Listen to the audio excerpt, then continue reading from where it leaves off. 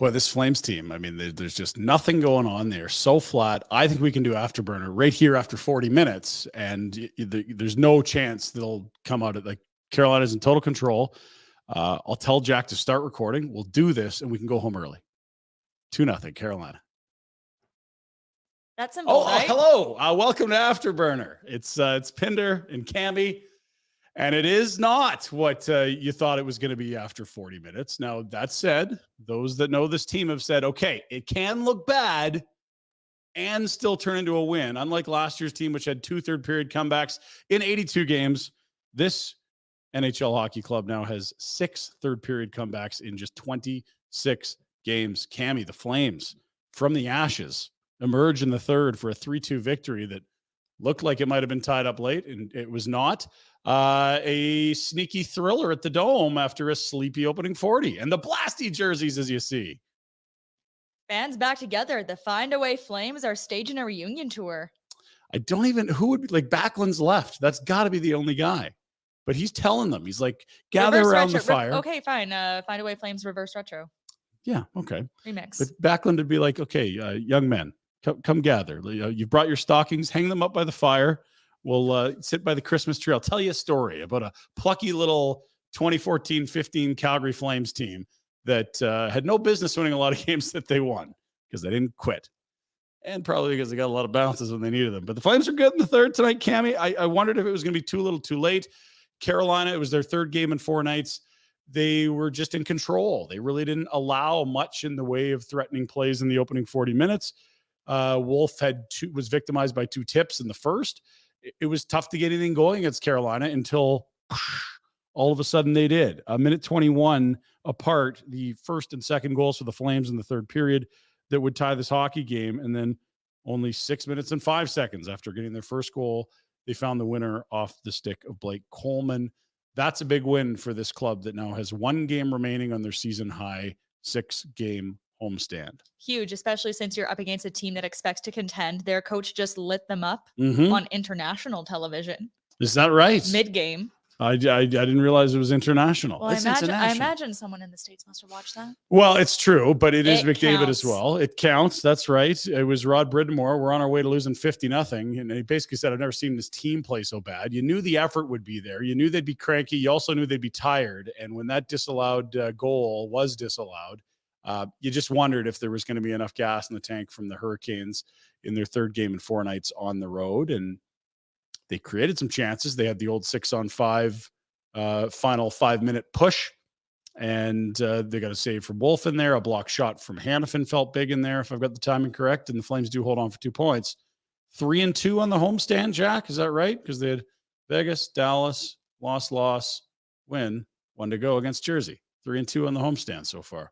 Not too shabby, Respectable. but like, to be clear, Carolina had Calgary swamped those first 40 minutes. It wasn't close. They were overwhelming them in the neutral zone. They were not allowing Calgary to sustain any like ozone pressure. It was a masterclass, and it looked like they had the book on Wolf with those tips. Okay, so let's. I see one of the comments in the YouTube area. We'll get to our highlight of the game. I want to give you a lot of credit.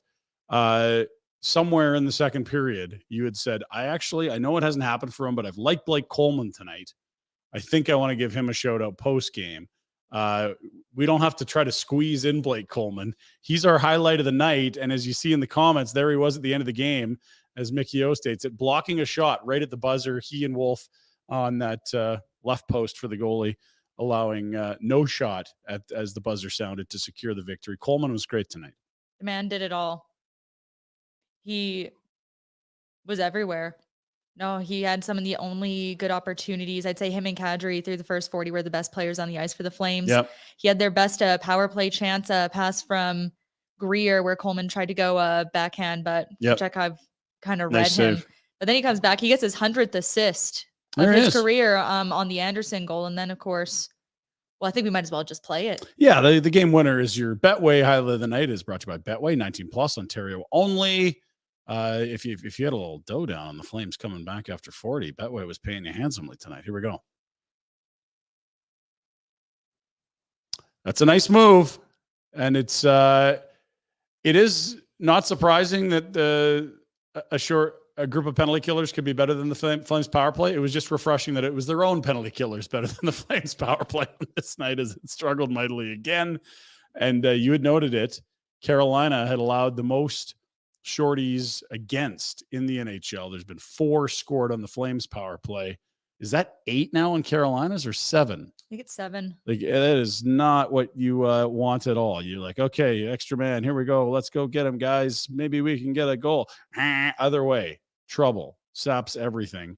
I'm going to pull it up just to be sure, but I think you're probably right, because just noticing working with you, generally speaking, you're right. Man, I'm going to be cursed on this one. But anyway, Coleman does move into a tie Yeah, it for the was team's 6 scoring lead with his 7th goal. There you go. To tie Elias Lindholm. It was 6 before tonight. So the game winner is a shorty for Coleman. That is the 7th shorthanded goal allowed by the Carolina Hurricanes this season. That is the most in the NHL, and by 2 more than the next closest, which the Habs and Avs have each allowed 5. That is not a stat you want to lead, and it proved to be a backbreaker for the Hurricanes, who I believe will leave the Prairies in this 3-game and 4-night stretch with 0 points.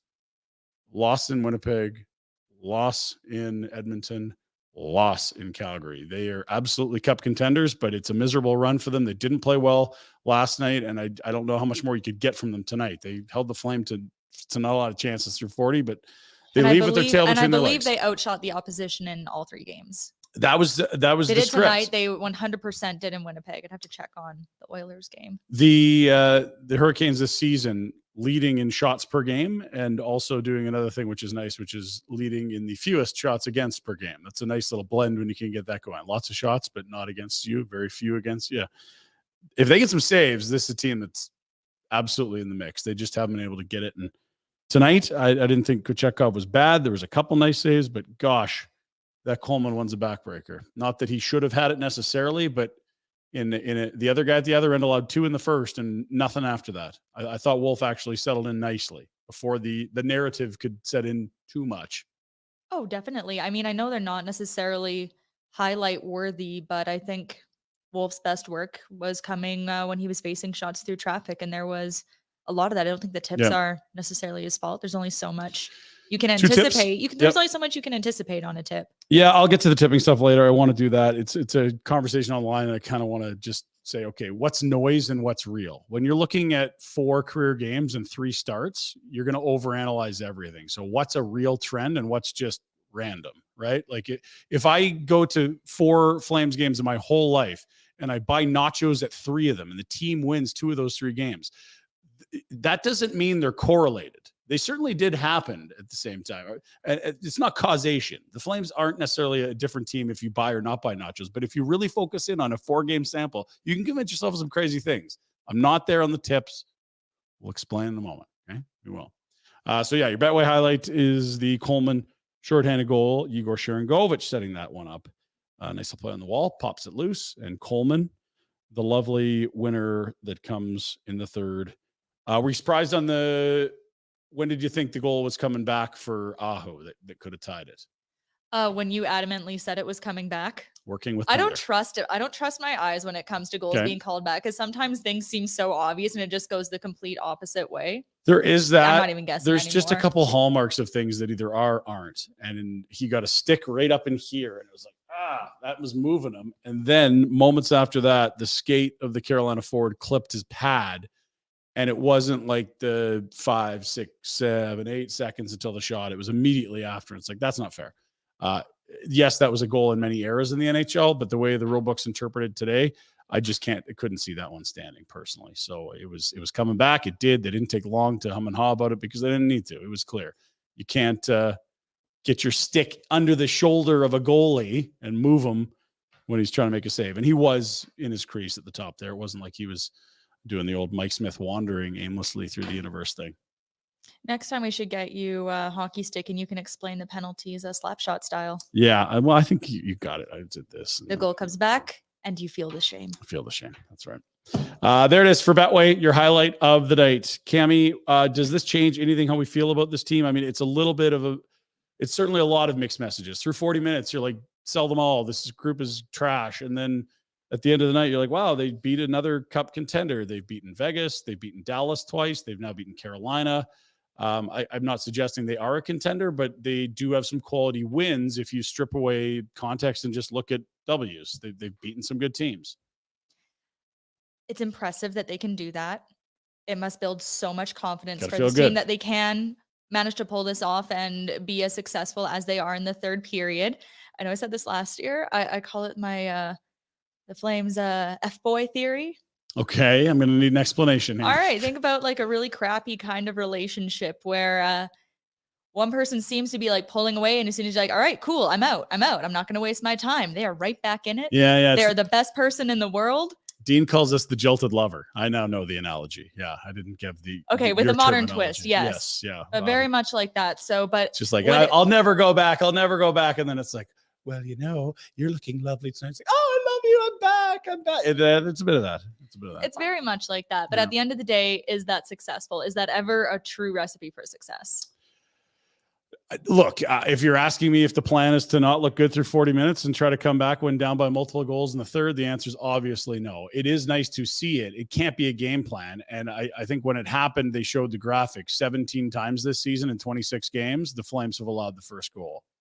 So not good. And if this was the first in a long time, it's whatever. I mean, somebody has to allow the first goal. You're probably going to do it about half the time. The problem is when it's not half the time and it's almost every game on the homestand and, 2-to-1 ratio, essentially at this point. They've had 17 first goals for the other team, 9 for them, if my math is correct. And they're coming fast. A third of the time you're scoring first. You should be near half. And so this goes back to the messaging of the coach. We've got to be better out of the gate. It was 3 nights ago. Our best player in the first period, our most physical player, was our goalie. That's a shot at the team. Again, I don't think it was as bad as the first against Minnesota. I thought they were dreadful at times against Minnesota. But how do you get this group better out of the gate? What do you need to do? I don't know. I'm not expecting you to know. You're looking at me like Pinder. Why are you looking at me? I'm not Ryan Huska. I don't think Ryan Huska knows. Yeah, I don't have that kind of paycheck. Well, Ryan Huska doesn't know either. Otherwise, they wouldn't be doing it, right? Is that fair?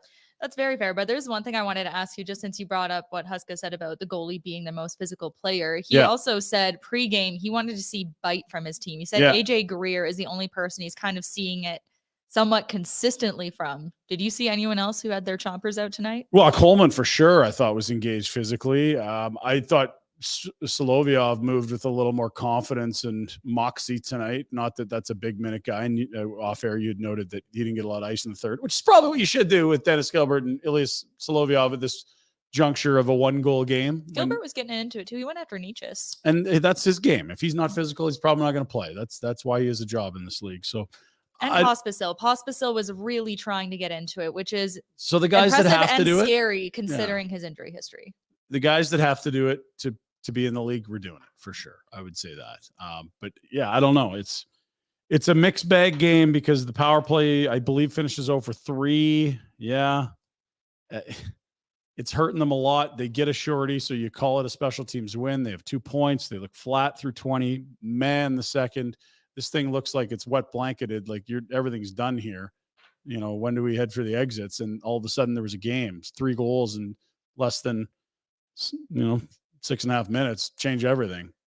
Crazy sport. Speaking of the power play, the Flames have 10 power play goals. If you had to guess, who would you think on the Flames? I've already asked you this, but that's all right. Keep going. Humor me. Who would you guess has the most power play goals on the Flames right now? Well, we know it's struggling. I can't think of, I would probably guess like a Lindholm or maybe something sneaky like Rasmus Anderson if you're asking it. But even though he's not on the power play 1 right now, I know there's a lot of Hanifin there. But you're asking it because it's a unique answer. Who's leading the Flames in power play goals? Cami. The Flames have 10 power play goals. 10 Flames have scored a power play goal. No one has more than 1. So 10 guys are team leaders. That's pretty impressive. Kadri, Huberdeau, Uyghur, Lindholm, Mangiapane, Hanifin, Greer, Dubé, and Coronado. Coronado had that one in Pittsburgh. Greer has a power play goal. Kind of a line change is going on there. Good work, sir. Yeah, I don't know. I don't love the personnel, but I see some teams with personnel near the top of the power plays. I don't know that Mark Savard's not doing things right because I don't love the personnel, but I don't have an answer for it. I'm really confused as to what you need to do. I know it's rather predictable. It doesn't create chances. They have a tough time getting zone entries. They're giving up chances the other way at a regular rate. I had tweeted it that fans were booing after, I believe, the third power play of the night. And I was like, yeah, deservedly so. Like I think it was the second one. It's been about, that might've been the second one. It's about as dangerous as the penalty killers when you go to the power play. So rather than be like, here we go, it's like, oof, are we going to give up breakaway here? And if we do, hopefully let's get a couple chances ourselves. And Ryan Pike had it. He said through a couple power plays, both teams have the same number of shots and scoring chances, the penalty kill for the Carolinas and the power play for the Calgarys. That's not how you want to do power plays. No. Okay, we've got lots to get to. I've looked at every single goal Dustin Wolf's allowed in the NHL. It was exhaustive. I needed towel. It's actually not that many goals. He's actually pretty good. And he hasn't played a lot. So we're going to go back and look at what's real and what's not, because people were fuming in the first period about a particular style of goal that went in. I think we want to see what the heck's going on with Marty Pospisil. He blocked a shot late, disappeared for a while. Yeah, it looked like he took it off his foot. I didn't see where particularly. I was wondering if his boot, ankle or foot, but it was there. Yeah. But yeah, it looks like he did make it back to the bench. We know that for sure. And it looks like he took 3 very brief shifts in the third. Okay. Which might just be the move when you're not 100 and it's a 1-goal game. Skate, get it deep, get off. I know it. Like, they wanted to see more from him. That's why they dished him the healthy scratch. Okay. And I think he came back and he did that. Speaking of scratches, we've noted that Ryan Huska, and everyone's noted that he loves going down to 9 guys in the third. If you're not going, just have a seat and watch the third. It's not been a good year for a particular player that saw a lot of pine in the third period. He was benched. Season low by significant margin. At least 4 minutes. Dylan Dubé clocking in at 5:47 from his old coach from both the Kelowna Rockets and the American League. Yep. It's been tough for Dylan Dubé. He finishes -2 as well. You had said he had 1 or 2 shifts in the third. I don't know if you can pull that up with any speed. We checked early in the third or midway through the third. He was at 5 minutes and 47 seconds of ice time. It stayed that way. He had 1 shift prior to the goals, it looks like. 1 shift in the third. Because he didn't have any ice time in the second half of the period. That number stayed the same. That is a story here that we'll have to follow. There was a thought that maybe you extend this guy at a bigger number and lock him into some term because there's some tools here. He flies. There was hope. Back-to-back 18-goal seasons, if I'm correct. But it's a player that doesn't have a lot of confidence right now. And for whatever reason, he's fighting it and can't create scoring chances. He's lost a spot in the top 9.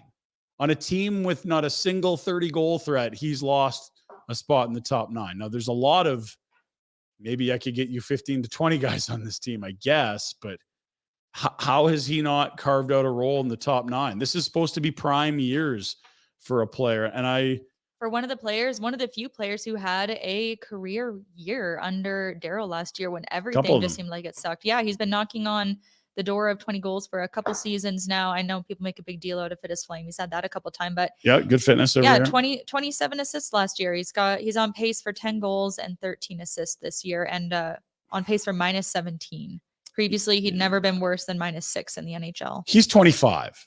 This should be the best version of Dylan Dubé or something close to it right now.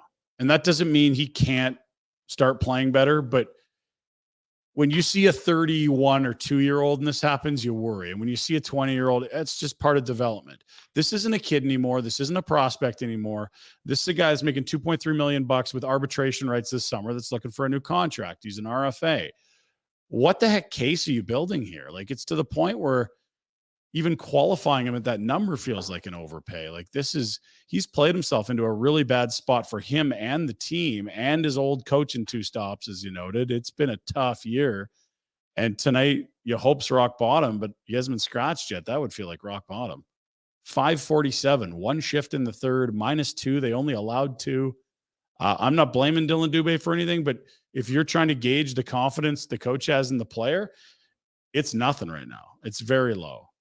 I know. I mean, 2 seasons ago feels like a lifetime ago, but he did get a couple of scratches under Daryl. Okay. Yeah. I get it, like 23 years old at that point. Yeah. And it's just, I don't know. You're 25. Is that much of a difference? I just think How many years have you played in the league? Is it your first? Is it your second? Is it your, like, are you on an entry-level contract? You're going to get some slack cut. This is a man in his prime. This is not a boy. This isn't a young man. If you want to look at when players produce statistically the most points, 25 is in that little window. Like, it's the bell curve. You're young, you're in your mid-20s, you get into your 30s.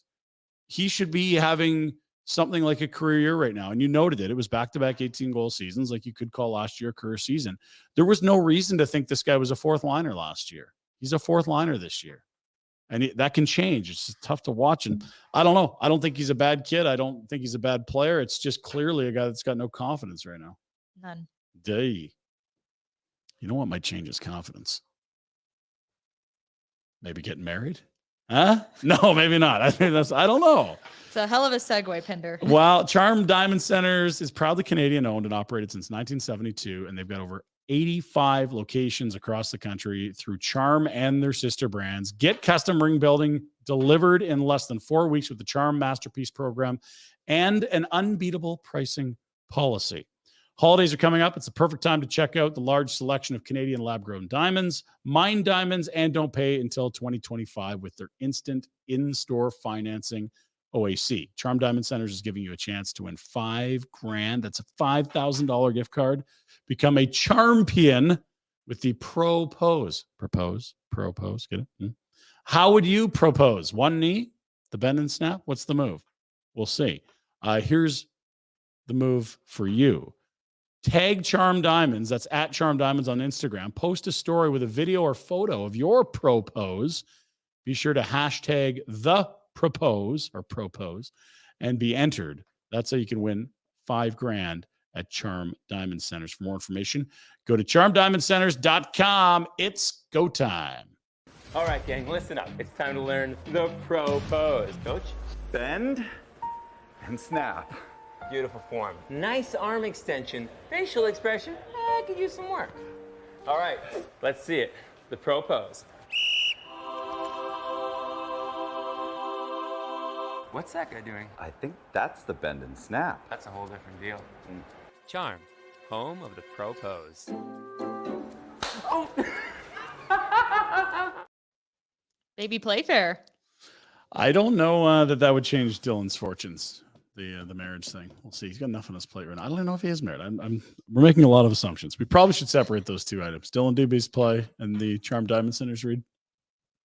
Leave him alone. Create some space. Leave him alone. We'll come back. We'll talk about Dustin Wolf. He held the fort under fire early.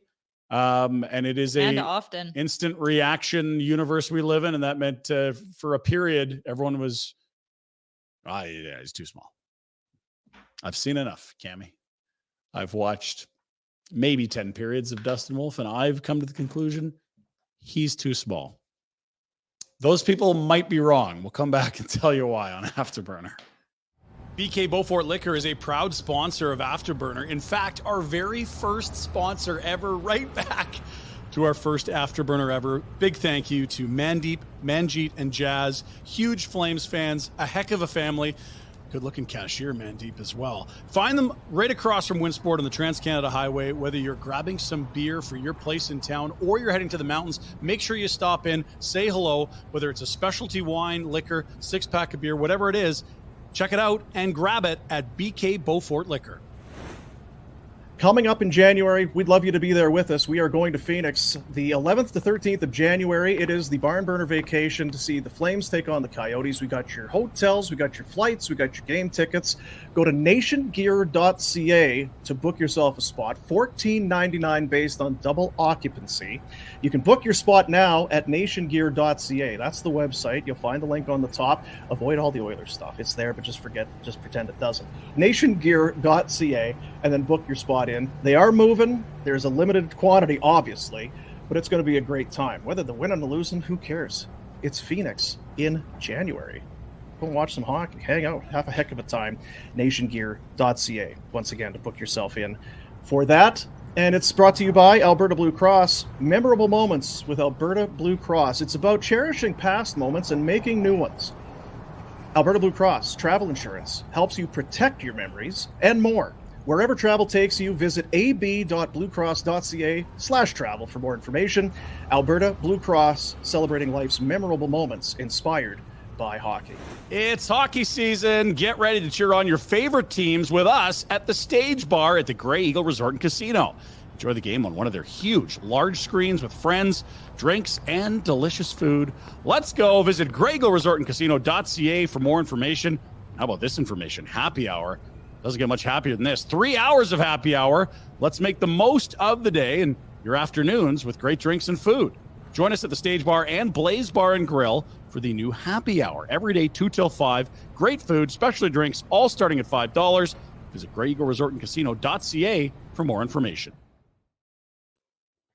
All right, we're back on Afterburner. It is a 3-2 final. The Calgary Flames beat the Carolina Hurricanes. Let's get right into it for DoorDash. It is hungry for more. With restaurants, groceries, pharmacies, bakeries, flower shops, and more, DoorDash really has everything you need. Ordering is easy. Just open the DoorDash app, choose what you want from where you want, and it can be left safely outside your front door with their default contactless delivery setting. Double Dash means multiple stops, one delivery charge. That's a move as well.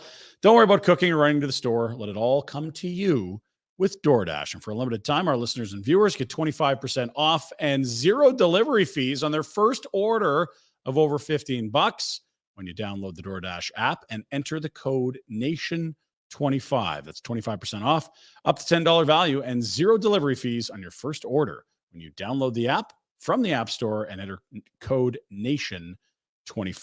That is NATION25 on your first order, valid in Canada, subject to change, and terms apply. Dash that for the win. I am hungry for more. Dustin Wolf. Oh, I wouldn't mind seeing more of him. Now, I do think it's probably fair to say that Dan Vladar could get a start on Saturday against the New Jersey Devils. But I don't know how long Jacob Markstrom's out, and I liked a lot of what I saw tonight from Dustin Wolf. Just to go chronologically through the game and the emotional roller coaster of watching a goalie in the NHL. 2:10 in, Stefan Nason tips a Jacob Slavin shot, 1-0.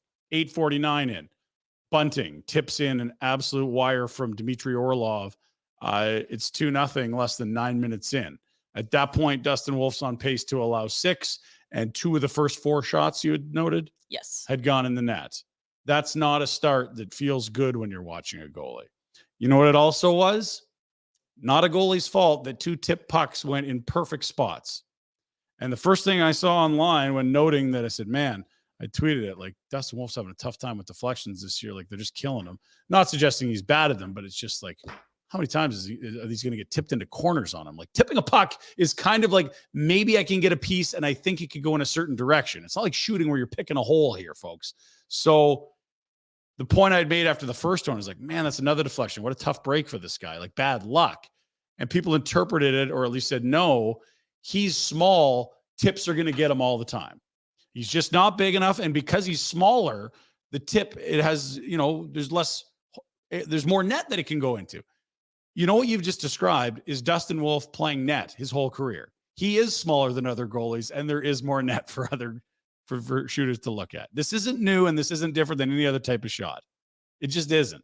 And so I went back and looked at all the goals that he's allowed this career of his. So last year, game 82, San Jose, April 12th, Noah Gregor early on, partial break.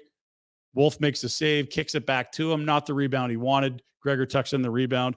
1-0 San Jose, and you're like, it's early. Come on, kid. Don't get lit up in your first start. He's fine. It happened to him in his first 2 starts in the AHL, and then That's he right. settled in just fine after He that. got absolutely shattered in his first AHL game. It was like 6 or 7 against something wild, or he got the hook, I guess, if it was that many. But yeah, he had just driven down from World Juniors. It was COVID weird season too, wasn't it? That's right. Okay. So anyway, first game, he only allows 1. That's a really good game. 1 that wasn't great, but that was it. And he made some other saves in there. Let's go to Ottawa. This was a game on a weekend earlier this year, the game after the trade request. You may have, were you doing after? I think it was Pike and Danny Austin were doing after. It was not me. Okay, there you are. So there's the Toronto trade request from Zadorov. The next day, they play in Ottawa. First goal, Joseph, tip. Second goal, Batherson, redirection. Like, again, it's like, These are not mistakes or whoopsies. These are really, really incredibly, low probability to get them in the right spot and low probability for a goalie to stop it if it is on net. It's a puck changing direction right in front of him. Then it was Charche on the back door. That made it 3-0. Wide open, empty cage. He's got to respect the shot. No one's covering him. I think that was the one that came off the Zadorov turnover. And then there was a Hamonic shot where he may have been screened. Sure. Okay. He allows 4. Not a great night.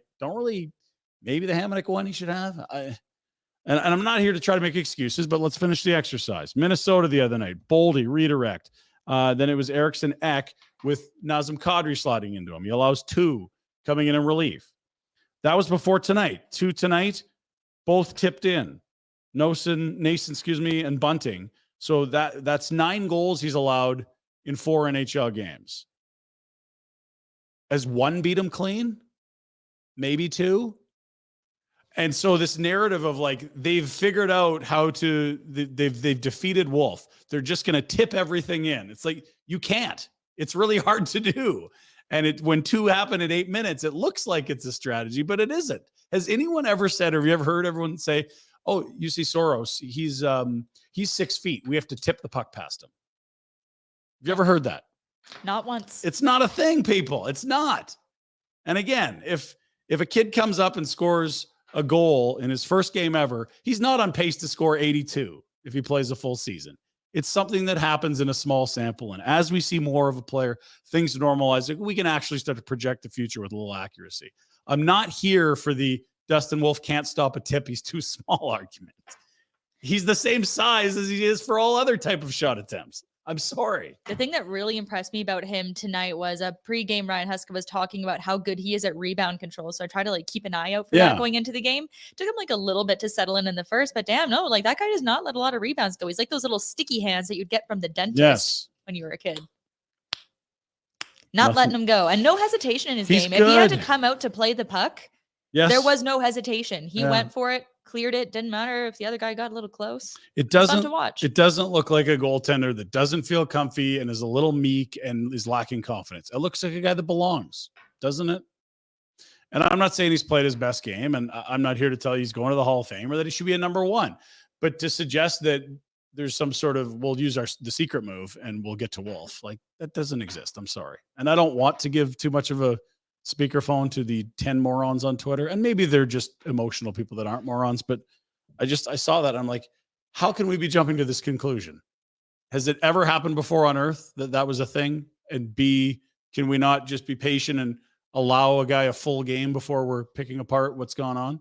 The 2 goals that go in on him, I don't know a goalie that stops them. You just have to have something in the right spot. It's a fluke if you stop either of those. And to be fair, if you get both those players trying to tip those pucks again, what are the odds they could tip it into a spot it goes in?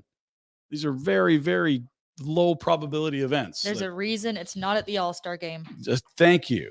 Good point. Very good. So that's my Wolf rant. How did you like it? It was great. Can I tell you a Wolf story? Yes, please. My And by the way, Wolf Wolf Pup was there again tonight. Wolf Pup was there again. It's happening. Oh, Ow! Ow! Ow! Ow! You're gonna have to work on your that's ow. lovely. Thank I you. don't have the range. But no, I remember Prove when they were down in Stockton, I was asking Jacob Peltier about playing with Dustin Wolf, and he was singing his praises. But his problem, said the worst thing about having Dustin Wolf for a teammate in the States was he ate this disgusting, stinky yogurt in his stall all the time. It smelled to the point that Zary thought he was doing it on purpose, and Peltz thought he was doing it on purpose. Just to mess with, Yeah, but no, apparently high protein. But he couldn't get it in Canada, so it's gone. Some weird acidophilus and bifidum culture, something like that. Some weird gut. Yeah, I don't know. Anyway, we're big words. Big words. He's been doing okay in Canada, and that interestingly, he's only played NHL hockey in Canada, if I'm correct. At home against San Jose, Game 82 last year, in Ottawa, in relief here 3 nights ago, and again here tonight. Well, we'll see about that road trip coming up. You'll change your citizenship, Dustin. Also, Canada needs a goalie. We'll take you to the fucking World Cup if you change your passports. That's a story for another day. Okay, so that's Wolf. I like it. I don't know that I'm saying you got to start him on Saturday, but win or lose from Vladar, unless he hangs a 0, I want to see you go back to Wolf if you do go to Vladar. And if you go back to Wolf, I like it. What has he done to sway you from putting him back in? Nothing. Well, no, like when you look at it too, though, I mean, we'll talk about it later in Road Ahead, but you got the Devils next and you got the Avalanche. There's like a decent amount of space in there. Say you want to ride the hot hand and keep both in. Well, you Then know look what? at the second half of that back-to-back. You have Vegas and Damblidar just played great against Vegas. Great. There you go. There's That's your it. start. We're doing the road ahead just for that. For Village Honda. Now, do you want to do the read? Do you want me to do the read? Well, I don't have the read. That means I'm doing the read. Village Honda is in the Northwest Auto Mall. You can find them online as well at villagehonda.com. They provide the road ahead on Afterburner. New in-stock inventory on the ground, arriving daily. Start your automotive adventures at Village Honda, where new vehicle pricing is MSRP. Do you know what MSRP stands for? No. Boomer says it's major stinky Ryan Pinder, but I think it's manufacturer's suggested retail price. We'll have to do some I am work on learning that. tonight. Yeah, I know. Village Honda has a huge selection of used vehicles as well. All makes, all models, all budgets. Approaching 100 units on site. Never mind access to over 400 more in their dealer group. Make Village Honda your one-stop automotive destination in Calgary. Worth the trip in the Northwest Auto Mall and online at villagehonda.com. The road ahead, Cami. This was the second to last game of the 6-game homestand, which means they got some travel on the road ahead coming quick. Yeah, what's ahead does not look kind to them, at least on paper. It's Tyler Toffoli and the Devils on Saturday at 2. They are currently playing the second game of a 4-game Western swing tonight in Seattle. It's 2-1 at the end of the second there now. Of course, this comes after Hughes Day for the Devils. Okay. The Devils there. Yeah, Hughes Day on Seattle. Tuesday was the wild one where they allowed 3 in the 6-5, third and then scored the winner to make it 6-5. Then Monday the 11th, it's the road trip to Colorado, which, oh dear. First off, it's Colorado, but Cale Makar is back in the lineup as of tonight after missing a couple with a lower body injury. That will be the 4th of a 5-game homestand for the Avs. Colorado's first in the Central, 9-0 coming into tonight's match, which I believe they lost. But here's one cool thing about Colorado that I did want to highlight. Okay. Logan O'Connor. Calgary boy, Glen Lake. Calgary kid. Represent. And do not believe what you see on NHL.com and Elite Prospects. I know it says he's from Texas. He grew up here. He's Calgary. Yeah, he came up through the Royals. All that. But my kids got a picture with him in the Stanley Cup 2 summers ago. Thank you, Logan, you fine young gentleman. The Flames Community Arenas. Is that where you went? You were there, I believe. Yeah, right? yeah. That's right. Okay. No, they had the Stanley Cup in the Mount Royal dressing room. But anyway, he typically plays a depth role on Colorado, but he's getting some minutes on the top line with Nathan McKinnon and seeing like a huge bump in his ice time. And that's got to be a feel-good story for anybody. Like this guy comes in undrafted. Yep. He's playing at Denver in the NCHC, gets the deal with the Colorado Eagles, and managed to finagle that into a spot on the Avs and a Stanley Cup. Yeah. And he had shorthanded goals in 3 straight games this season. He did right out of the gate. He was awesome. I think he had a fight in there as well. He's just an absolute work your tail off, hard work, and smart player. It's not a overwhelm me with my tools. I was always the best kid on every team. I will work hard, I will work smart, and I will never quit. And you love to see it. It's the most inspirational type of guy. It's like the Rudy story. It's like he got cut from I think his AAA team at one point. Like Logan O'Connor, top line as Calgary swinging through Denver. That sounds like great timing for him. And then after that, next day, we have the quick trip to Vegas. This is where, like, do we see Damblidar? It's a back-to-back. You absolutely see both goalies. I just don't know who both goalies are. Is Markstrom back by then? Week to week, like we're in that great territory, right? I don't know. Is that the game you would want to start him off in, though?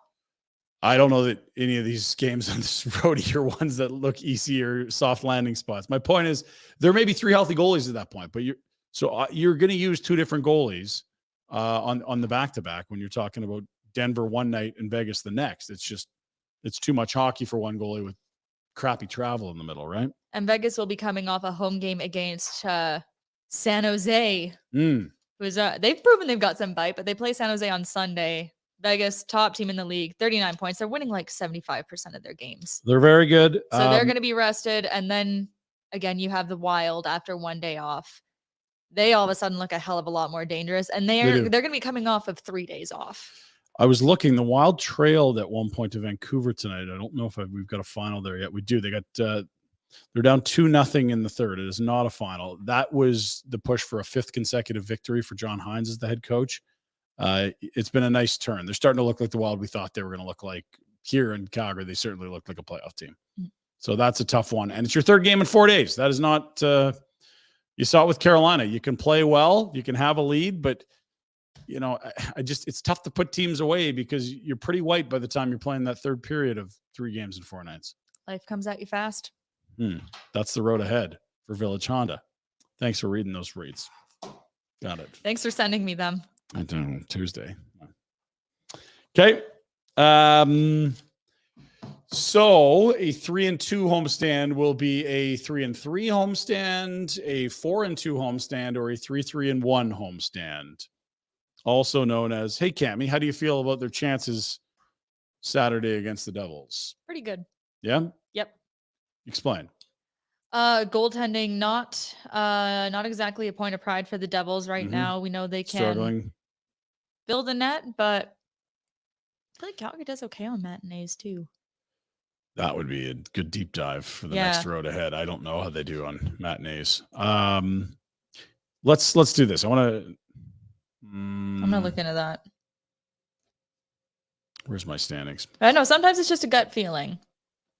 You know, some games just like kind of strike fear into you, and it's like, oh man, the Devils on for whatever reason. They're not playing their best hockey. No. That's fair. They're absolutely not. I'm going to go to the league standings here and tell you where the Devils are at for goals for and against. Because my guess would be they're a top 5 to 10 goals for team and a bottom 5 to 10 goals against team. That would probably tell the story. Now games played aren't even, but come on, resort. It's a good time for your computer to freeze, right? Devils sit 10th in the league scoring for goals. So, and they a lot of teams have got 2, 3, 4 games more played than them. So on a per game rate, they'd be absolutely in the top 10. For goals against, they're -3 on the goal differential heading into tonight's action. They've allowed more than they've scored. That would surprise you. If you're a top 10 offense and you've allowed more goals, no bueno. They are, I believe, 8th or 9th in goals against, most in the NHL. 8th in goals for and goals against. Because they haven't played a lot, it would be a big number. Yeah, 9th. So there you go. Top 10 in scoring. One of the easiest 10 teams to score on in the NHL. It feels like a high event matinee at the Dome on Saturday, 2:00 puck drop. That's the next one. Do you know what you would do in net? Do you care? I think it's probably Vladar time. I just hope they get right back to Wolf. I'm really excited about Wolf. I feel like you ride the hot hand. Yeah. So if Vladar wants to Get in those reps, and if hang a anything, 0, he can go for sure.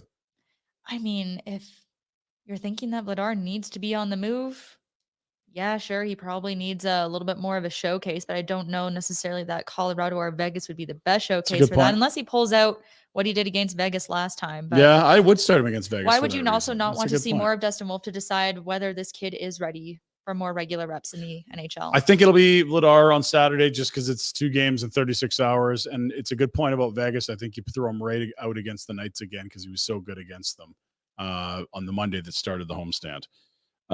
We'll take a break. We'll come back. We have questions and comments from you, our amazing listeners and viewers. And as well, were you worried? Were you thinking it was overtime again? Because this team has had a lot of, it was a pretty steely resolve down the stretch. Did you think you were going to Greta tonight? Did you feel like it was time to go to Greta and get some overtime nugs because that thing was tied and this was going to need overtime?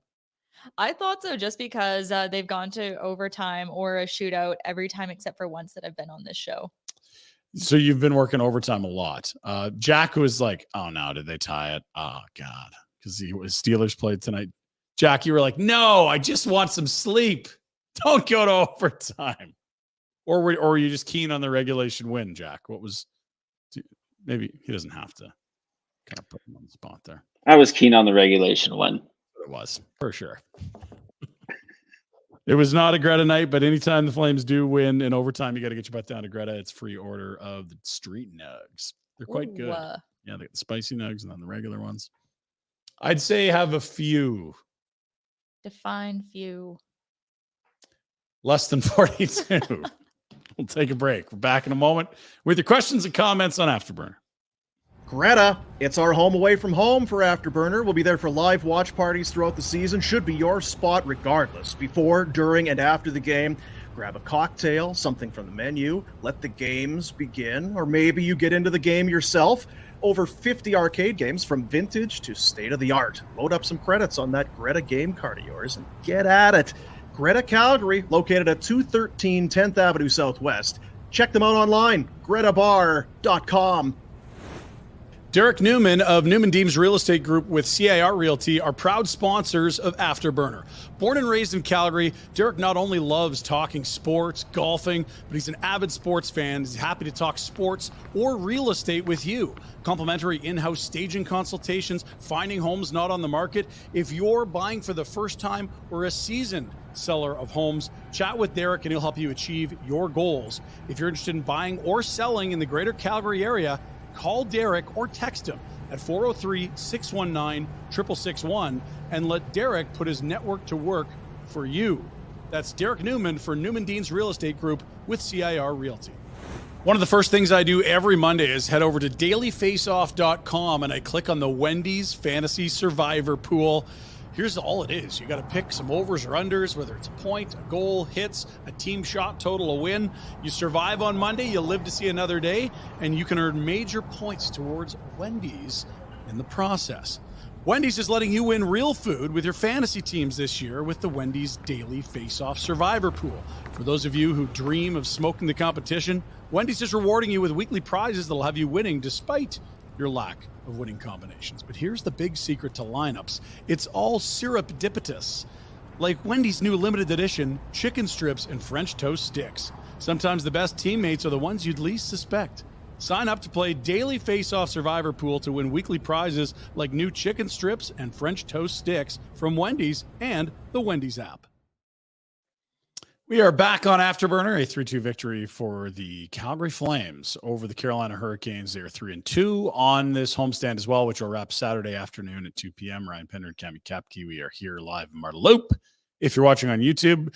And if you're listening, streaming it off some sort of a podcasting app, we can't tell you that we're live. We have no idea when you're listening to this. It could be weeks from now. It'd be wild to do it then. Feels like it'd be like right now would be a good time to be. The next 24 hours to consume it. Don't be listening to this in a month, okay? Thank you. Cami, let's get some questions and comments. We do that with anyone that's watching live on YouTube, Twitter, Facebook, and other social mediums I don't know exist. This is from Canadian Spoon. If the chips fall with a Markey trade and he's willing to move, Carolina sounds like a great destination, doesn't it? Well, it doesn't. It doesn't. I think Carolina needing better goaltending is absolutely a fit. It's been... What do we get back, though? Well, we'll get to that in a moment. Here's why I worry about it. Carolina's never really been comfortable going into the goalie marketplace and paying a premium for net mining, whether that's in free agency or in trade. It's always like, yeah, Freddie Anderson was hurt last year and everyone in Toronto hates him. Let's go get him for cheap. People think James Reimer can't stop the puck anymore. Let's go get him for cheap. They just don't really value the position internally from a management level where they want to shed much in the way of dollars or assets to get goalies. And I think it's actually a really smart way to approach the position because a year ago you could have had Aiden Hill for a 4th rounder. And now everyone is like Aiden Hill is a Stanley Cup champion because he is. The point being it's such a volatile position rather than placing big bets. They'll just say, yeah, we'll just keep enough guys and bet on bounce backs that it'll work. And it has, frankly, until this year. So, well, and betting on a rookie has famously worked out for the Hurricanes. Okay. So that was Cam Ward had a run there. Artis Urbe had a run there. Kevin Weeks. Who are you alluding to? Is it? I was thinking Cam, but yeah, Cam's a good one. Go on all fronts. Yeah. And I just mean like this management team. So Don Waddell and the new owner, Tom Dundon, and, you know, their AGM, Eric Tulsky, who's a really, really, really well-respected you mean the guy that people talk mind. About every time they think There's their team needs opening. a new GM? Yeah, that guy. Yeah. And I think it's just a simple thing where it's like, okay, if your value does this at this position, well, it can't be worth more than, I mean, we'll go find someone else and catch them on an upswing, hopefully. So there's my answer. I don't think it would be crazy. This isn't going out in free agency and giving a 6-year deal times 6. And if the Flames really want to make it appetizing for anyone that needs a goalie, eat $2 million on Markstrom and sell a $4 million Markstrom. That is something that's like, oh, wow, like value on the cap. And it's not huge term. It's 3 playoff runs. That should get you a haul if Markstrom's playing well. Now he has to get healthy and look like he did before the injury. Really, the only thing you can't have is the Markstrom you saw for the first 4 months of last year. He was no good until his kid was born. And whether that's coincidence or not, he was much better, I thought, in the final month of the season. But I'm open to that as an option. I think everyone's talking about trade Vladar, but like if you're going to move Lindholm and you're going to move Hanifin and you're going to move Tanev, is Jacob Markstrom on a team that's going to win in the next 2.5 years? I don't know that when he came here as a free agent, he was signing up to spearhead a rebuild. I feel like he'd be very open to moving. He's competitive as hell and he wants to win, and look at his age. Absolutely. He'd say, yeah, if you're moving those guys, I'd be open to a trade. Okay. Next question. What do we got, Jack? We were just listing off Carolina goalies for a while there. Who's the next Flame player to be dealt? Love the pod. Keep it up. Thank you, Gunson. Appreciate that. I don't know. I don't necessarily think there's a lot of trades that'll happen between now and the push before the deadline. These markets take a while to sort of get figured out. If you see a rash of injured defensemen around the NHL, you probably see prices go up for defensemen and maybe a deal happens. If you see a lot of teams looking like bubble teams that aren't clear-cut contenders, that can hurt a market, I think the Calgary Flames will get the most for the assets they have if they can trade them at the deadline, because typically over the last, ever, that's when you get the most for assets, is at the deadline. Now, there is a wrinkle with Chris Tanev. He's injury prone. He plays the game with a complete disregard for the capsule that holds his spirit, his body. He may or may not feel pain. That is one where if you could maybe adjust the timeline a little, it would make sense to me, just for fear of the injury risk, which is higher for Chris Tanev than other players, given A, his history, and B, the way he plays. There's timing and there's demand. Yeah. And I think we just saw, Toronto is a team that we've been talking about. We don't know what the Wolves situation is right now, but we know that it doesn't look good. Yeah. Samsonov is ill, so he'll be back in short term, you'd think. And they've got Marty Jones, who may start a game, may not. We'll see. But that's a goalie. I'm thinking that. Hey, I'm thinking Markstrom and Tanev basically came here as a package deal. You show me how Toronto carves out $10.5 million, and I'm with you. I think they love both those players. Clear, it's the GM that signed them both, but it's going to take some work. And I think the sooner you make these trades, the harder it is to make the cap work in any of them. You also are only allowed to retain salary on 3 deals. So if the Flames are like, oh yeah, we moved Markstrom, we ate $2 million. Oh yeah, we moved Tanev when we ate to half because we got a better deal. Now you've only, for the remainder of those deals, you can only have one more deal. You're retaining salary, and it's like, well, shoot. Like we got Hanifin, and he's not going to fit there with the cap. They're asking us to eat, and we got Lindholm over here for a great return, but they're asking us to eat salary too. I can see why they didn't want to eat salary on Zadorov. You've got potentially 3 or 4 big deals here in the next year. You don't want to start shedding salary regularly. You can only do it 3 times until those contracts expire. And if it's a Markstrom one, that's this year, next year, the year after. That's a blocked card you can't play for a while, so to speak. Anything else? We got more from Jack, I'm sure. Yeah. Could Coleman be an option on the power play? I'd love to tell you it would be way worse if he was there, but I'd be lying. It can't get much worse. It's weird though. Like he just traditionally does not get power play time. It's not his skill set. He has 5 power play goals in his career, and that's from the New Jersey days, and 1 from his first year in Maybe Tampa. He could be a net threat guy. I feel like screening and tips and dealing with traffic, he'd be okay, but I don't know. How wild is this though? In his career, he has 7 power play points and 17 shorthanded. I was going to say he'd be way more shorties than he would power play, and it's not close. And typically, when a guy's how many games into his career, you've got the thing up there, like 489. Probably is what he is. And so, if you are using on the power play, it's more an indictment of the other guys than it is him becoming a power play guy. Oh, 490. It hasn't updated yet. It still has him at 99 assists. 490. Okay. Next question. He's been good. I mean, I don't want to feel like I'm cracking on the guy. It's just your skill set makes you good. Like, boy, that guy can skate. Make him a forward. No. Leave him. Like, he's good there. Coleman's great in that shutdown 3rd line role. He won 2 cups in Tampa doing it. It's funny. Out of all the big contracts, I feel like people complained about Coleman's a lot when he was initially signed. I feel like that's the one that's worked out the best for the Flames. So far, I mean, you're on the back half of it, but I mean, it's not nearly as cumbersome as some of the ones that were signed 2 summers ago. Hey guys, where's Harvey been? I've been watching the broadcast last 2 games. I haven't seen him. Healthy scratched, LTIR. What is the word? Do you have insight on Harv? because I've seen Blasty at the Wranglers game, but I also haven't seen Harper for a while. I'm worried. Is there some sort of a dog flu going around we need to worry about? Is Wolf threatened by Harvey? Wolf had to sacrifice him to get into the net, I Do guess. we have drama at the Dome? Wolf refuses to start if Harvey's there? This is a bombshell. We got His tongue breaking got news, ripped out Cami. again. So I don't have an answer for that. If you have any insights, please let us know. Does Wolf get the next start? I don't think he will, but I'd love to see it. He looks like he's gaining confidence, and not that he lacked it ever, but he looked good tonight. Forget or remember how you felt 9 minutes in when it was 2 goals. There's our Wolf guy. Pup. What a kid. You'll love to see it. It's a game in 30s. You know he's howling too. He's got to be. Yeah. Good work, kid. You and your pals are going to be famous as long as your parents can keep shelling out for tickets. I did wonder when I was younger, man, Kipper kid, like that's an investment. My kid's on TV and famous. I mean, it's a playoff run. We thought it was going to be 1 round. Like, my God, we're second mortgage on the home. We got to keep Kipper kid going. yeah, you know he's not making the trek down from the press level to do that. No, it doesn't get as much run in the press level. That's true. You got to be behind Kipper on the glass if you're going to be Kipper kid.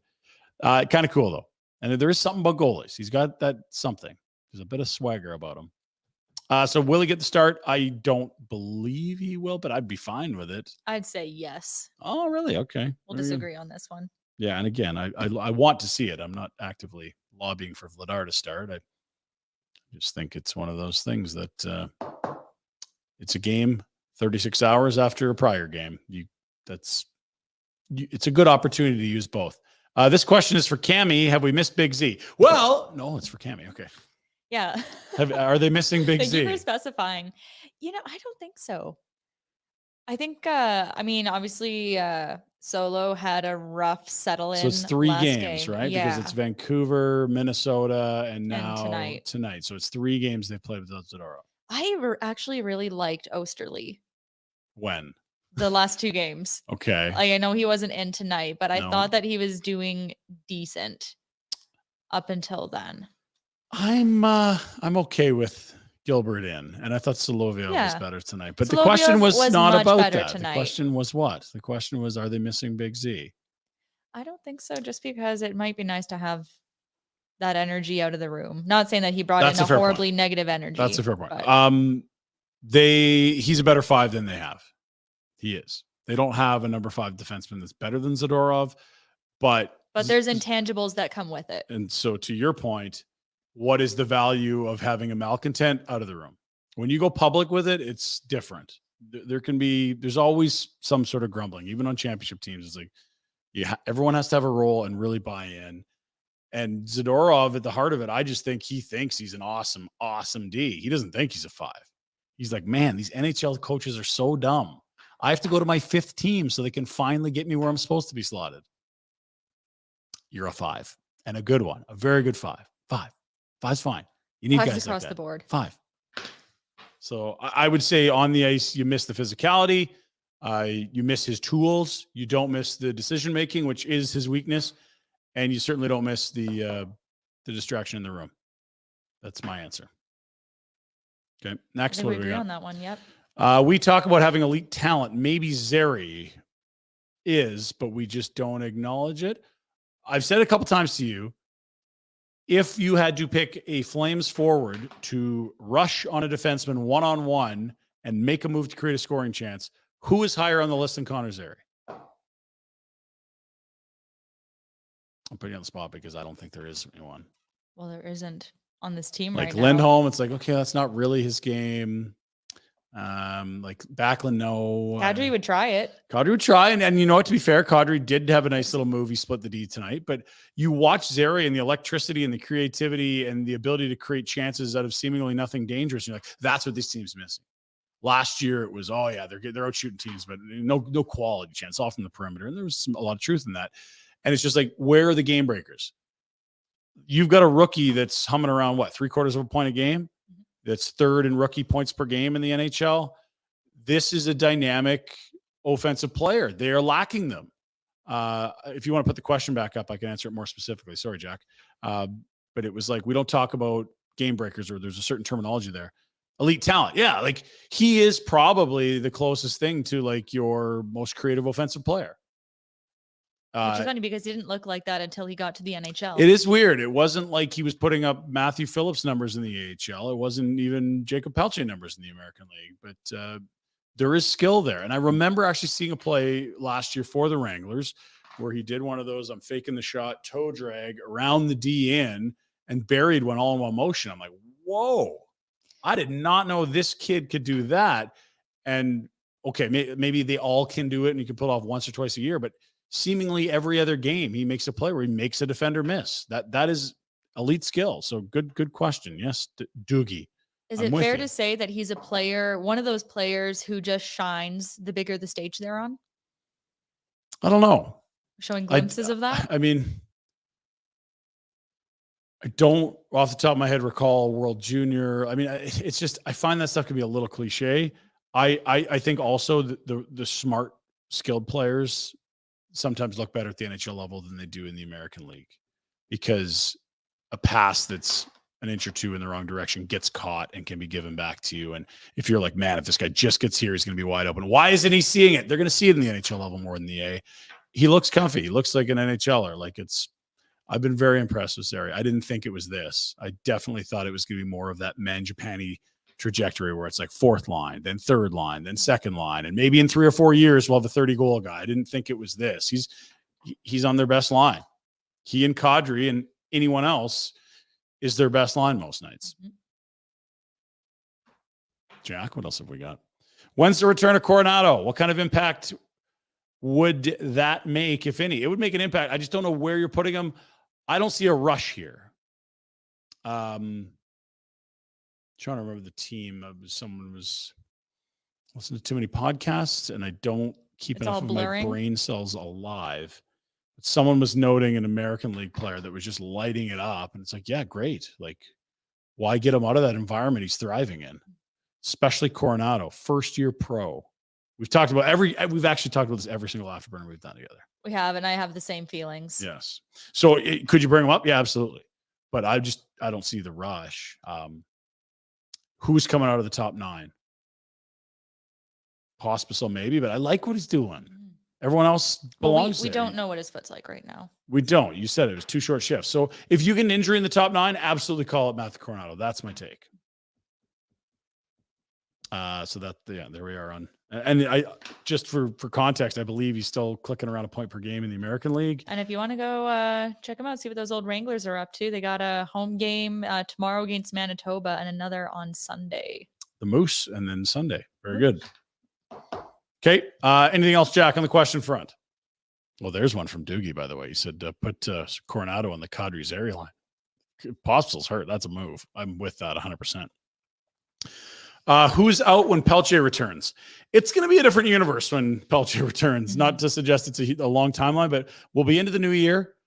I do feel like if you're Walker Duehr, for example, you're either playing well and in this lineup or you're in the American League by then. I don't know that maybe he's a 13th forward all year. You'd hope that Dylan Dubé's playing better in the new year and you know that he's a top 9 player.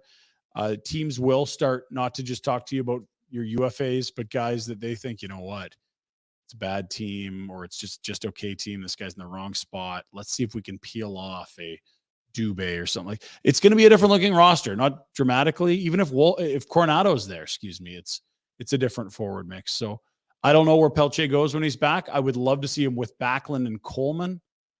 That's been a spot that's worked well for Huberdeau, though, and there hasn't been a lot of those. And not to suggest Huberdeau's a monster, but it's been tough to find him places where it's like, okay, this is good. And he looks like Backlund Coleman to his right is the safety blanket, or he's happy there. Or at least it's not a problem there like it has been in some other spots. So and like it or not, it does have to be a priority. It does, because it's year 1 of 8 and you have to do anything you can to try to make it work, because the upside of making it palatable or even working successfully is so huge. And the negative of having him somewhere where it's not working, it's an 8-year spiral. Like, I might be dead. My kids will be in high school. That's a Oh, long ass God, that's time a from now, terrifying thought. right? Like that is so far down the road, 8 years. It is wild.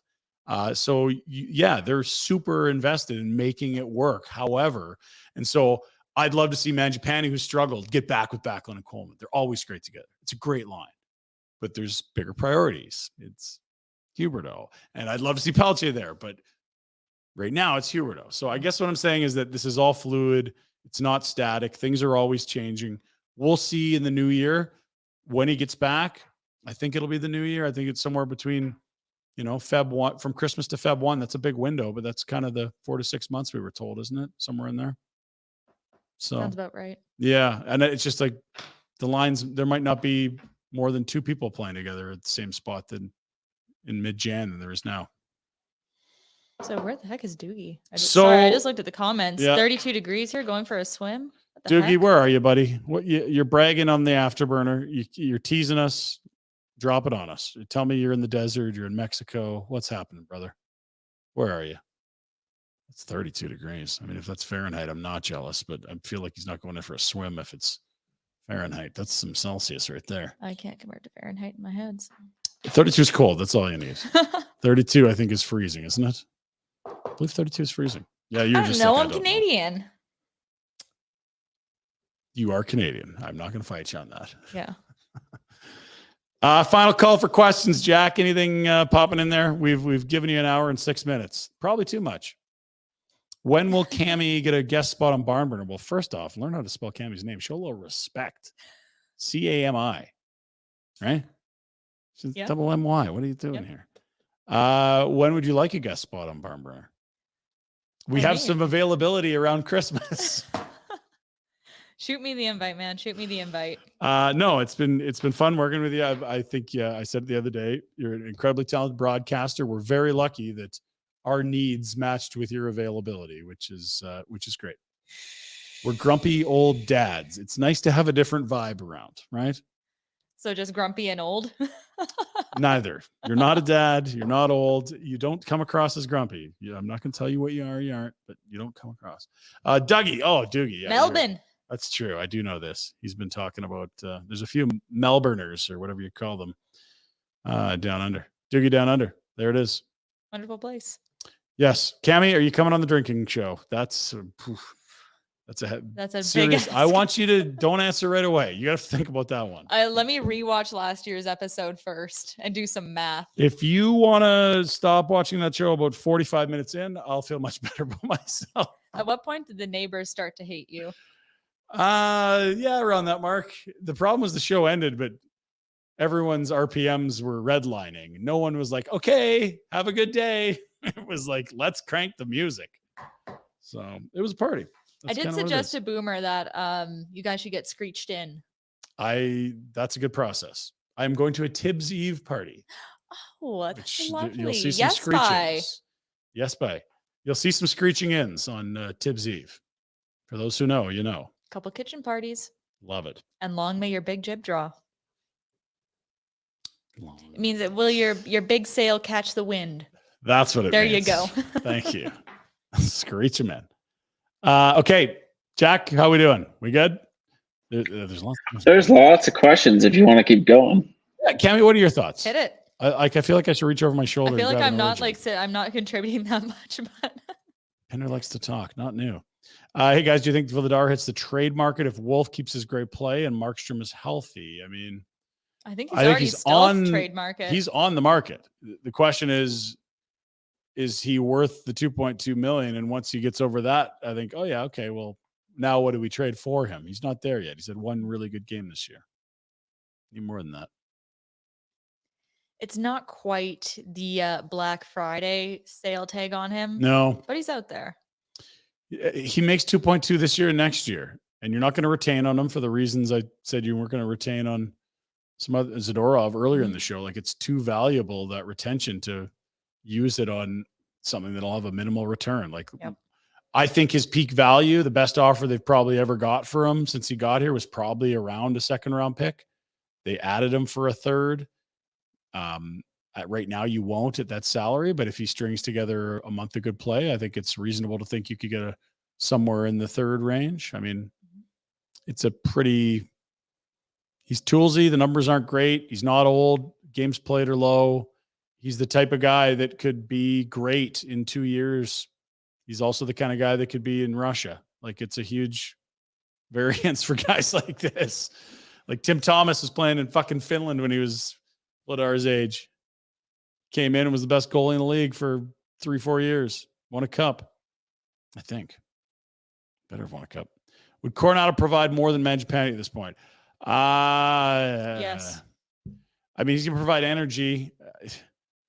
I think we forget that Coronado away from the puck is probably a lot to learn as at the pro level, whereas Mangiapane, I mean, boy, he's snake bitten, but he's still getting chances. Like the last 2 games, not tonight, but he had the toe save, and then against Vancouver, it was the saucer pass from Lindholm just out of his reach. Like, Yeah, maybe. I like the idea. Long-term Coronado's ceiling is higher. Absolutely. But to put that on a rookie that's played 10 games in the NHL, I just feel like that's where you get set up for disappointment when you put him on the top line and say, hey, you were good in the A for a month. Go score 30. And you couldn't expect Coronado to likely eat minutes the way Mangiapane does. No. And that Lindholm line does some things, right? Like, it's, by the way, you noted it. I agree. Like, Sharon Govich is, look, since they put him on that top line, you're seeing a lot more of him and his skills. Weird not playing next to AJ Greer and Adam Ruzicka. The more of his skill is shining through. Not a shot at those guys. But weird how that works. Yeah, no, the first line more skill and more minutes than the fourth line. He led all the forwards with 21 minutes and 24 seconds of ice time tonight. Had an assist to show for it, +1. Yeah. Not nothing. No complaints. Keep them coming, Jackie. If the people are questioning, we are attempting to answer. Dubé can come out. No, yeah, he could. But again, if it's Coronado, you're going to put him on the fourth line? That's why they would put him down, because it was like, look at the fourth line minutes tonight. Excuse me. So if you want Coronado on the fourth line and you see what happens for usage for the fourth line tonight, you got Dylan Dubé at less than 6 minutes. You got 10 minutes for Ruzicka. You got 11:04 for Pospisil, who is hurt. Like, that's 7 minutes for AJ Greer. That's not ideal for development of a young player. So definitely not. Being, a better player than Dubé right now is not the cutoff. You want him to play top 9. At least I do, if he's coming back. Someone banging around out there? I think I saw someone walk by. Yeah. You want me to go check and just make sure? There's a lot of people in town. They might be checking out a little live watch. Let's get a question for Cami. And there we are. Oh, yeah. It's the Wolverine. We're good. I thought it was the Wolverine. Oh, hey, Jen, that's it. Okay. Here. Last couple questions. Let's do it. He's cracked the beer. That's the call of the wild. I just heard that. Have we seen much of Ruzicka Lindholm this year? Small sample showed some chemistry last year, and Lindy needs a winger. No, we haven't. We did see some weird things happening tonight when Pospisil got hurt, but I don't mind sharing Govich with him. I liked Mangiapane at times there. Rosie going up there pushes people down the lineup into spots I don't know that they belong. And that's another player who I'm not sure can necessarily handle those kinds of minutes. No. It's kind of like the same issue with Zadorov, where they do so many things right. There's so much potential and skill there. The tools are there. Yeah. But there's like that one play sometimes. Point. And so it's okay. It's the same thing with Dubé. It's like, if you take someone off the fourth line and put him somewhere else, well, who you put on the fourth line? Because I don't want Mangiapane going down there. I don't want to break up the second line. Mangiapane's still a guy that they're keeping on in those last minutes when it is critical that they do not allow a goal. He's a veteran. He's a good player. So no, we haven't seen much of that this year. And yeah, he did have a run last year. I don't want to, I guess, just pretend that didn't happen. There was a nice 10-game run last year where Ruzicka was a winger and looked really good. They're using him as a fourth line center, and he's getting some power play reps as well. But he ran into the same problems that we kind of saw with Pospisil, where he was on a heater for a bit, and then the things that made him so successful kind of started to slip out of his game. Yeah. So, they pull him out of the lineup in hopes that it would reinvigorate him. We didn't quite get there. The difference I would say between Pospisil and Ruzicka is that when Ruzicka was drafted in the 4th round, that was the knock right from the OHL, which was a lot of tools, big player, skill. Consistency is an issue, and that's what we've seen in Calgary. It's probably who he is. I don't think he's trying to be inconsistent, but when he was 17 were telling us that, and he's 25 now and he's still inconsistent, he's probably just That's his weakness. He can't bring his A game every night. So that's why he's on the fourth line, right? Again, Hubie not scoring points. What can they do? Yeah, I don't know. I don't hold high You hopes could for make a hell of point a per lot of game money if you could Huberdeau. answer that question. Yeah, I would not be here. I would be working for an NHL organization, getting the Flames seat half that salary, bring them in, and watch them get 100 points somewhere else. I just don't see any of that happening. I don't. The runs that have been nice are fine, but it's still a lot of peripheral assists. If but they it's not do play get driving. if they do get a true finisher on this team, I would be so intrigued to see Huberdeau with them because it feels like that's where so many of his points in Florida came from. Yeah, I mean, Even like Evgeny Dodonov, who is not like amazing on his own, he can finish. So- and that's like that man made a career off of tapping in Jonathan Huberdeau passes. the guy that really made a killing on it is Anthony Duclair. Duclair. And he's in San Jose, and that's a team where there's nothing off limits unless you're a young prospect. And they don't have many of those. So I would definitely, if this team's kind of in that mucky middle and they sell a bunch of parts, and it's like, I wouldn't be surprised if they turn one of those picks that they get in some other deals and say, San Jose, what are you doing here? Take this pick. We're going to give another life raft to Huberdeau in the form of the line mate he had when he had 115 points. When Huberdeau was sensational 2 seasons ago, it was Sam Bennett at center and Anthony Duclair on the other wing. It's not necessarily what you think it is. And yes, you get to play power play with Barkov and some of the big guns there, but it was not a typical you're a number one winger on the top line. No, it was a second line that did some different things. And it wasn't just like, oh, look at all these skill guys you want. I don't know. It was a weird blend of players to go put up 115 points with, but Duclair was one of them. And I would be stunned. I would be stunned if the Flames haven't already had those conversations with San Jose. Just because it's like, it's too easy to look and be like, what about his game worked so well? Does he still do those things? Would it work here? What does it cost? Okay, we'll talk later. So yeah, there's the Huberdeau. What do you do? That's an idea. Got anything else here? Dead silent because I'm waiting for Jack to give us more. What am I going to do while that's happening? Want to tell you, this episode is sponsored by BetterHelp. Give online therapy a try at betterhelp.com/FlamesNation, and you can get on your way to being your best self. The holidays are on the way. We always worry about who do we have presents for? What am I getting for this person? What am I getting for that person?